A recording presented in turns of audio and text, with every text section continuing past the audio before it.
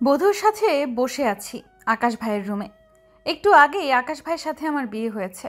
যাকে ভালোবাসতাম তার বউ হয়েছি, কিন্তু তবুও খুশি হতে পারছি না, কারণ সে আমাকে ভালোবেসে নয়, দয়া করে বিয়ে করেছে। আমি তাকে একতরফা ভালোবাসতাম, কখনো তাকে ভালোবাসি বলার সাহসী হয়ে ওঠেনি। আকাশ ভাই আমার বড় ভাই, রিয়ানের বেস্ট ফ্রেন্ড। চলুন আপনাদের বুঝিয়েই বলি কেন আমি আকাশ ভাইয়ের বউ হলাম। ভার্সিটি যাবার জন্য বাসা থেকে বের হয়েছি। আমি এবার অনার্সে পড়ছি। আমি হিয়া, আম্মু আর বড় ভাইকে নিয়েই আমাদের সংসার। আব্বু কয়েক বছর আগে স্ট্রোক করে মারা যায়। ভাইয়া একটা বেসরকারি প্রতিষ্ঠানে চাকরি করে। হঠাৎ ঝুম বৃষ্টি শুরু হয়। দৌড়ে একটা গাছের নিচে গিয়ে দাঁড়াই। গাছের কাছে আসতে আসতে প্রায় ভিজে গেছি। সাদা ড্রেস হওয়াতে শরীরের অনেক অংশ বোঝা যাচ্ছে। আশেপাশে থাকা কিছু ছেলে লালসার দৃষ্টিতে আমার দিকে তাকিয়ে আছে। হঠাৎ মাথার উপরে একটা ছাতা দেখতে পাই। পাশে তাকিয়ে দেখি আকাশ ভাই। আকাশ ভাইকে দেখে মনের মধ্যে একরাশ আনন্দ এসে বাসা বাঁধে। বাসা থেকে বের হবার সময় ছাতা নিয়ে বের হতে পারো না? আমি কি জানতাম বৃষ্টি আসবে? তুমি তো এখনো ছোট বাচ্চা, বুঝবে কি করে? চলো তোমাকে বাসায় দিয়ে আসি, আজকে আর ভার্সিটি যেতে হবে না। আকাশ ভাই আমার সামনে আসলেই বুকের ধুকপুক শুরু হয়, শরীর কাঁপতে থাকে এই মানুষটা কাছে আসলে। হিয়াকে নিয়ে বাসার দিকে হাঁটতে থাকি। ঝুম বৃষ্টি হচ্ছে, ছাতা থাকার পরেও ভিজে যাচ্ছি দুজনেই। কিছু সময় হাঁটার পর হিয়ার বাসার সামনে চলে আসি। যাও বাসার ভেতরে যাও, আমিও বাসায় চলে যাই। আপনি তো পুরো ভিজে গেছেন, এই অবস্থায় বেশি সময় থাকলে ঠান্ডা লেগে যাবে। সমস্যা হবে না, এখান থেকে বাসায় যেতে 10 মিনিট লাগবে। আসুন না বাসায় ভাইয়া, একটু পরে বাসায় গেলে কি হবে? আমি আর কথা না বাড়িয়ে হিয়ার সাথে বাসার ভেতরে যাই। আমাকে আর হিয়াকে দেখে আন্টি বলে, এই, কি অবস্থা হয়েছে তোমাদের? আর হিয়া, তুই না ভার্সিটি গেলি, এভাবে ভিজেছিস কেন? মাঝ রাস্তায় বৃষ্টি শুরু হয়ে গেছে আম্মু, আর সেখানে আকাশ ভাইয়ের সাথে দেখা হয়। আকাশ ভাইয়া বলল আজ আর ভার্সিটি যেতে হবে না, পুরো ভিজে গেছি তাই। আচ্ছা, এখন রুমে গিয়ে চেঞ্জ করে নে। আকাশ, তুমি রিয়ানের রুমে গিয়ে চেঞ্জ করে নাও। ঠিক আছে বলে আমি চলে যাই রিয়ানের রুমে, আর হিয়া ওর রুমে। চেঞ্জ করে নিচে আসতে আন্টি কফি বানিয়ে দেয়। হিয়া একটু পর নিচে এসে আমার সামনে সোফায় বসে। আন্টি 2 কাপ কফি এনে আমাকে আর হিয়াকে দেয়। কফি খেয়ে কিছু সময় আন্টির থেকে গল্প করি। বৃষ্টি থেমে গেছে। আন্টি, আমি তাহলে এখন যাই, আবার পরে আসব। আর একটু পরে গেলে তো রিয়ানের সাথে দেখা করে যেতে পারছে। অন্য এক সময় আসবো আন্টি, বাসায় আবার আম্মু চিন্তা করবে। আন্টি ঠিক আছে বলে আমি একবার হিয়ার দিকে তাকিয়ে বাসা থেকে বের হয়ে যাই। বাসায় যেতে যেতে চলুন আমার পরিচয়টা দিয়ে দেই। আমি আকাশ চৌধুরী, আব্বু আশরাফ চৌধুরী, আম্মু মমতা চৌধুরী। বর্তমানে আমি টোটো কোম্পানির ম্যানেজার। আর এটা কোনো জব নয়, মাস্টার্স শেষ করে বেকার ঘুরছি। আব্বু একটা কোম্পানিতে জব করে, আম্মু হাউসওয়াইফ। বাসায় আসতে আম্মু বলে, কি রে, এই বৃষ্টির মধ্যে কোথায় ছিলি তুই? একটু বাইরে গেছিলাম আম্মু। এরপর আম্মুকে সব বলি। আচ্ছা, তুই এভাবে আর কতদিন ঘুরে বেড়াবি বলতো? কি করবো তাহলে আম্মু, আজকাল চাকরি পাওয়া কতটা কষ্ট তুমি জানো না? সেটা তো জানি, তাই বলে এভাবে ঘুরে ফিরে কাটাবি? তুমি তাহলে আব্বুকে বলো তার অফিসে কাজের ব্যবস্থা করে দিতে। ঠিক আছে, আমি তাহলে তোর আব্বুর সাথে কথা বলছি। আমি ঠিক আছে বলে রুমে চলে আসি। রুমে আসতে মোবাইলটা কিরিং কিরিং করতে থাকে। মোবাইল হাতে নিয়ে দেখি রিয়ান কল করেছে। কিরে হারামি, কাজ নেই তোর, এই সময় কল করলি যে? আর কাজ, আজকে একটা প্রজেক্টের কাজ দেখতে যাওয়ার কথা ছিল, কিন্তু বৃষ্টি এসে সব মাটি করে দিল। তা তুই নাকি আমাদের বাসায় গিয়েছিলি? গিয়েছিলাম। হিয়াকে রাস্তায় বৃষ্টিতে ভিজতে দেখে ওকে বাসায় পৌঁছে দিতে গিয়েছিলাম। আচ্ছা, বুঝলাম। শোন, কাল হিয়াকে দেখতে পাত্রপক্ষ আসবে, তুই কিন্তু আমাদের বাসায় থাকবি। হিয়াকে দেখতে আসবে? কথাটা শুনে মাথায় আকাশ ভেঙে পড়লো। হিয়াকে আমি ভালোবাসি, কিন্তু বলার সুযোগ কখনো হয়নি।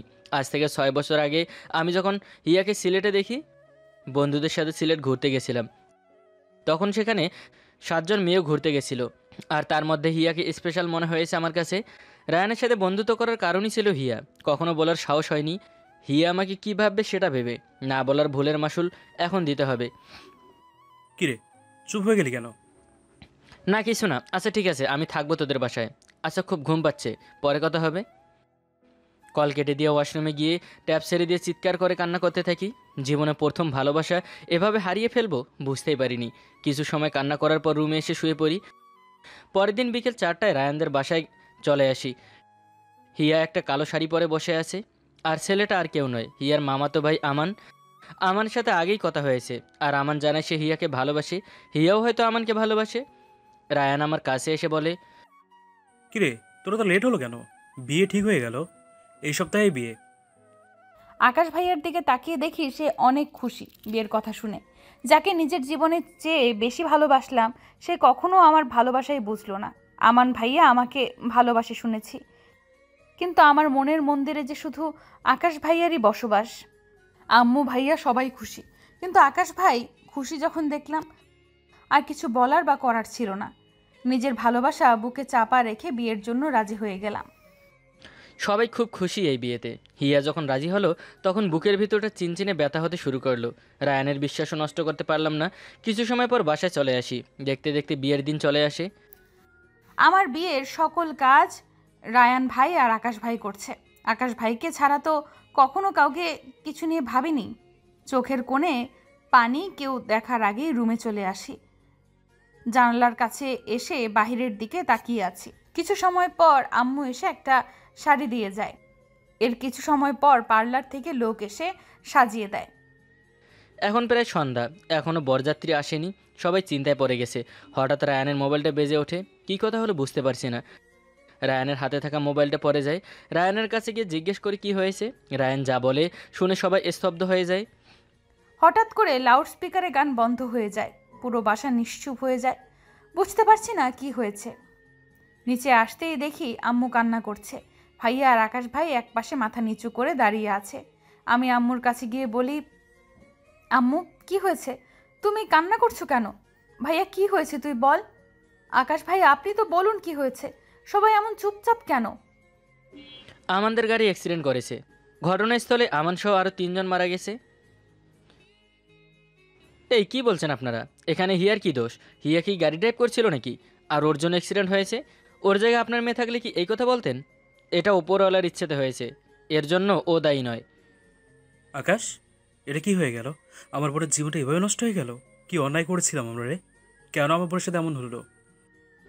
রায়ান, এখানে কারো হাত নেই। আচ্ছা শোন, আমি হিয়াকে বিয়ে করতে চাই। আমার কথা শুনে সবাই আমার দিকে তাকিয়ে আছে। আম্মু আমার কাছে এসে বলে, আমিও তোকে এটাই বলতে চেয়েছিলাম বাবা। হিয়া মায়ের মতো এত লক্ষ্মী একটা মেয়ে জীবন এভাবে নষ্ট হতে পারে না। রায়ান, তুমি গিয়ে কাজীকে নিয়ে আসো। হিয়া মা আর আকাশের বিয়েটা আজকেই হবে। আন্টি বসা থেকে উঠে আমাকে জড়িয়ে ধরে কান্না করে দেয়। রায়ান কান্না করতে করতে আমাকে জড়িয়ে ধরে।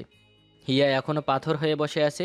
কিছু সময় পর রায়ান কাজী নিয়ে আসলে আমাদের বিয়েটা হয়ে যায়। বিদায়ের সময় রায়ান বলে, আমার বোনটাকে তুই দেখে রাখিস দোস্ত। আমার বোনটা খুব ভালো, কখনো কারোর সাথে খারাপ আচরণ করেনি। আর যেভাবে ওর বিপদে পাশে দাঁড়িয়েছিস, সারা জীবন সুখে সুখে এভাবেই ওর ছায়া হয়ে থাকিস।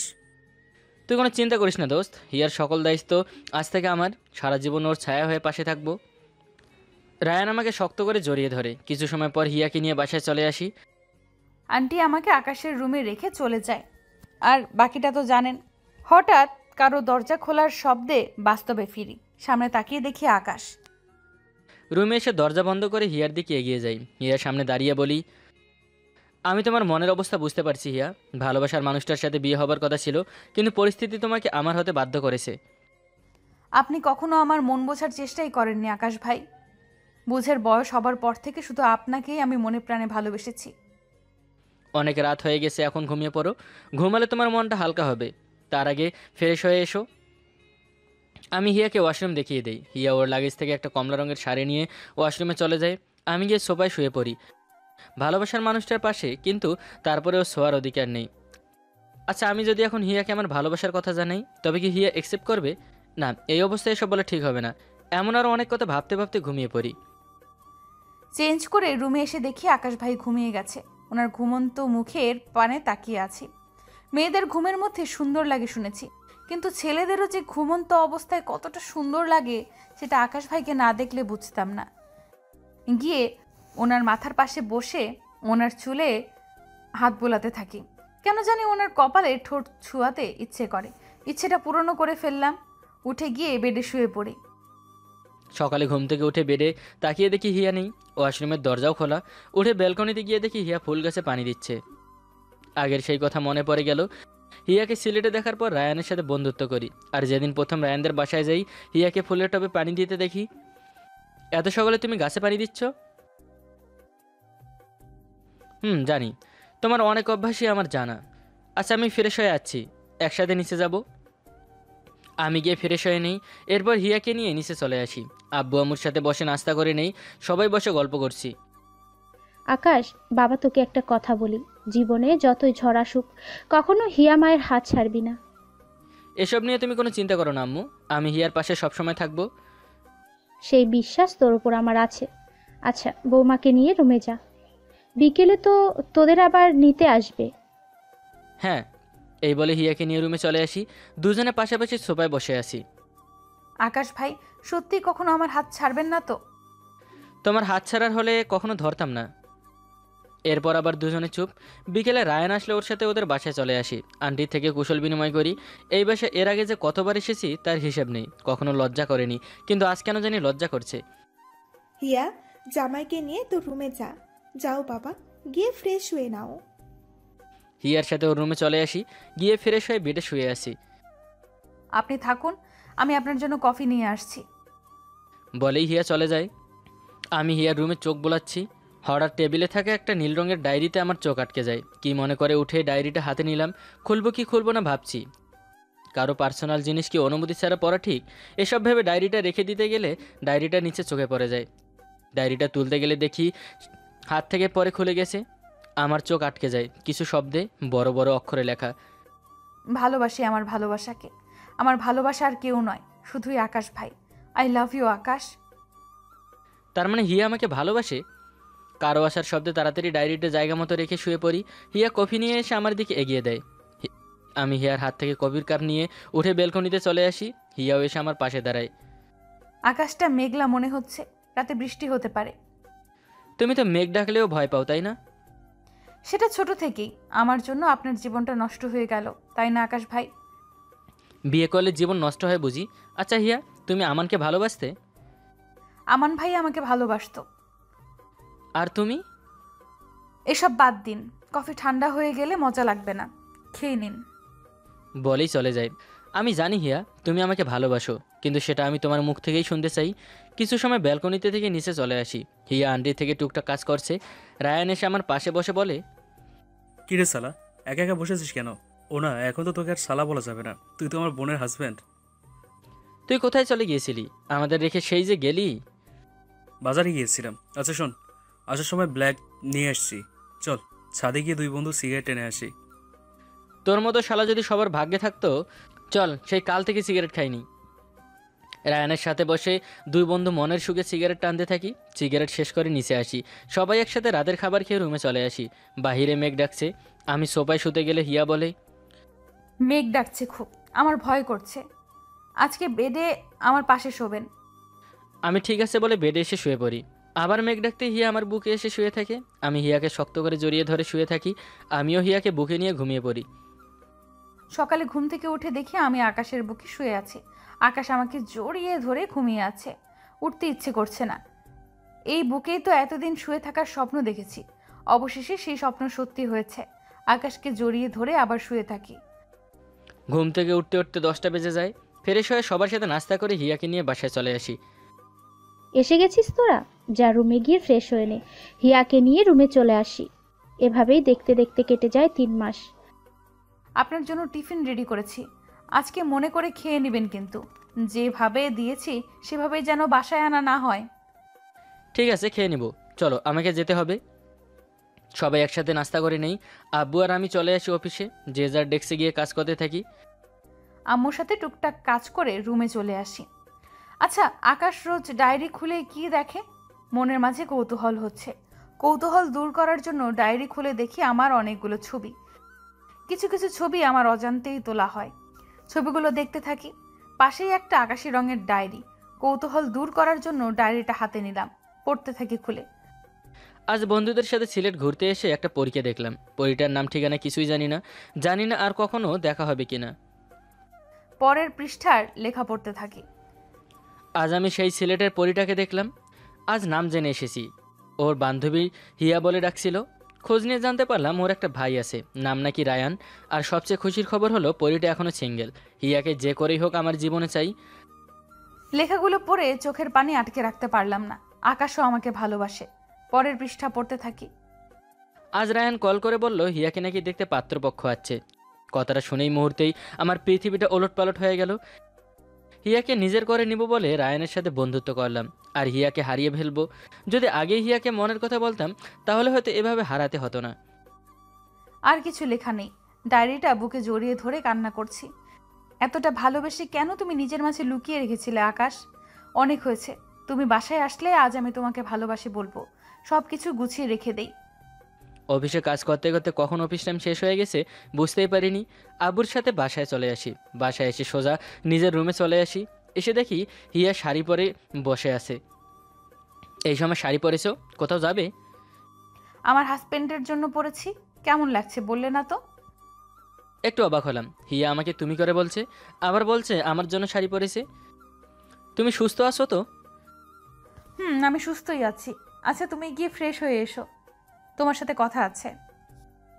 আমি অফিসের ব্যাগটা রেখে ফ্রেশ হতে চলে যাই। ফ্রেশ হয়ে এসে তোয়ালে দিয়ে মুখ মুছতেই আমার হাত ধরে সোফায় বসিয়ে দিয়ে আমার পাশে বসে পড়ে। কি হয়েছে তোমার? এমন করছো কেন? Are you okay? I am good. তোমাকে একটা গল্প বলবো, তাই তো এমন করছি। গল্প বলবো মানে? আচ্ছা পরে শুনবো। এখন মানে এখন। ওকে, এখনই শুনবো। এর এমন হাইপার হয়ে যাচ্ছ কেন? আচ্ছা শোনো তাহলে। একটা ছেলে একটা মেয়েকে সিলেটে প্রথম দেখেই তার প্রেমে পড়ে যায়। এরপর কিছুদিন পর ছেলেটা মেয়েটাকে ঢাকায় দেখে, আর ছেলেটা মেয়েটার সম্পর্কে খোঁজ নেয়। তারপর ছেলেটা মেয়েটার ভাইয়ের সাথে বন্ধুত্ব করে, শুধু মেয়েটাকে পাওয়ার জন্য। এটা তো আমার কাহিনী মনে হচ্ছে। তবে কি হিয়া আমার ডায়েরি পড়েছে? হিয়া আবার বলতে শুরু করে। তারপর ছেলেটা লুকিয়ে লুকিয়ে মেয়েটার ছবি তুলে নিজের কাছে রাখতো। আর যখন শুনলো মেয়েটার বিয়ে ঠিক হয়ে গেছে, ছেলেটা হার মেনে নেয়। কিন্তু এটা জানতে চায়নি মেয়েটা তাকে ভালোবাসে কিনা। মেয়েটাও ছেলেটাকে ভালোবাসে, আর তাই তো মেয়েটাও তার ডায়েরিতে ছেলেটিকে ভালোবেসে লিখে রেখেছে। তুমি আমার ডায়েরিটা পড়েছো কেন আমার পারমিশন ছাড়া? কিন্তু এটা ঠিক না, এটা কিন্তু ঠিক না। তাহলে তুমি তো আমার ডায়েরি পড়েছো বিনা পারমিশনে। আমি তোমার ওয়াইফ, আর তাই তোমার পার্সোনাল জিনিস পড়ার অধিকার আমার আছে। Same to you. এতটা ভালোবেসে কেন কখনো বললে না? ভয় হতো, তুমিও বলতে পারতে। মেয়েরা কি আগে বলে নাকি? এখন তুমি আমাকে প্রপোজ করো। প্রপোজ করলে আমাদের বাসরটা কি হবে, যেটা এখনও স্থগিত আছে? হিয়া লজ্জা পেয়ে আমাকে জড়িয়ে ধরে। আমি হিয়াকে জড়িয়ে ধরে বলতে থাকি, হৃদয়ে তোমার জন্য ভালোবাসা, আর দু চোখে তোমার নেশা। তোমার ভালোবাসা তোমাকে ভালোবাসে। I love you Riya. Hiya আমাকে আরও শক্ত করে জড়িয়ে ধরে। হিয়াকে কোলে তুলে বেড়ে শুয়ে দেই। এমন করে কান খাড়া করে আছেন কি শোনার জন্য? আমাদের একা ছেড়ে দিন। আজকের মতো টাটা। ভালো থাকুন, ভালো রাখুন। আজকের মতো বিদায় নিন। দেখা হবে নতুন কোনো গল্প নিয়ে সামনের কোনো দিনে। সবাইকে ধন্যবাদ। আল্লাহ হাফেজ।